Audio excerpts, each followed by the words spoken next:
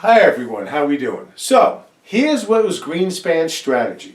So let's say we're starting in 1991 and we're in long-run equilibrium. So you have the long-run aggregate supply schedule for 1991, the short-run aggregate supply schedule for 91, the aggregate demand schedule for 1991, and let's assume we're right in equilibrium, and I'll put an E right there. So, we're in long-run equilibrium. So, what Greenspan did was he tasked his econometricians with, let's forecast the future. And because, as I said before in the previous lecture, it takes 9 months to a year for a change in the money supply to affect economic activity. So, here's what Greenspan did. He forecasted the positions of the long-run aggregate supply schedule, short-run aggregate supply schedule, and the aggregate demand curve. So let's assume that LRAS 92 with a superscript F representing the forecast. So that's the forecast, the position where we believe the long-run aggregate supply schedule is going to be a year from now. And you got all these very sophisticated econometric models doing this. And then he also forecasted the short-run aggregate supply schedule for 1992, and we'll put an F there for forecast. So then he also will forecast the position of the aggregate demand curve. So in this example, we're going to forecast that the aggregate demand schedule was forecasted to be out too far. So, if that's the forecast, Greenspan in 1991 says, you know what, I have to decrease the money supply today. So a year from now, I can get this aggregate demand curve to shift in, which I'm going to draw in a second. So again, the logic is that he's got to forecast the positions of the three curves and forecast them correctly. So, if in fact he forecasts this position, because what, in this case, I'm now going to draw a line here, he's forecasting,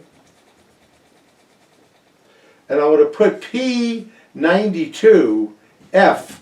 So he's forecasting that if the aggregate demand curve is going to be out too far, it's going to cause prices to be higher than we need to.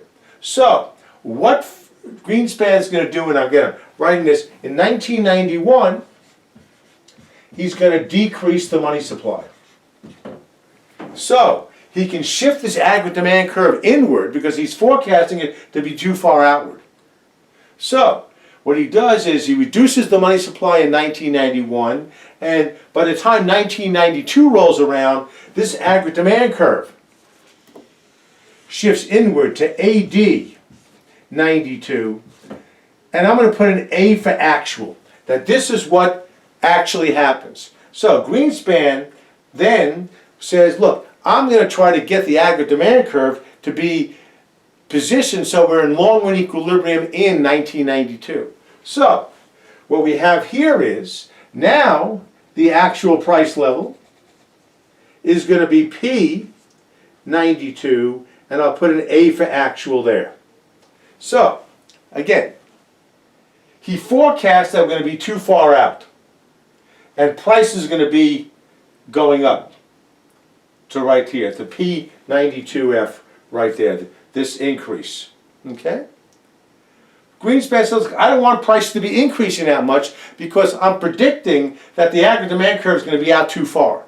So what I'm going to do is reduce the money supply today, and then a year from now it'll have the impact, and then the aggregate demand curve will shift inward to AD, A for actual 1992. So this is what Greenspan did. He did this every year. He forecasted the future and then conducted monetary policy today to affect the future position of the aggregate demand curve and create more economic stability. And he did this in 1992, 93, 94, and by and large, the economy was growing at a pretty stable rate and prices were pretty stable, so he was arguing that he was doing a great job. So what I'm going to do is stop here. I'm going to give another example where we're predicting the aggregate demand curve is going to be in too far. And then I'll give another example, and then we'll go to 2001 where, in fact, he finally had a problem. So let me stop here, and we'll get back to you in a little bit.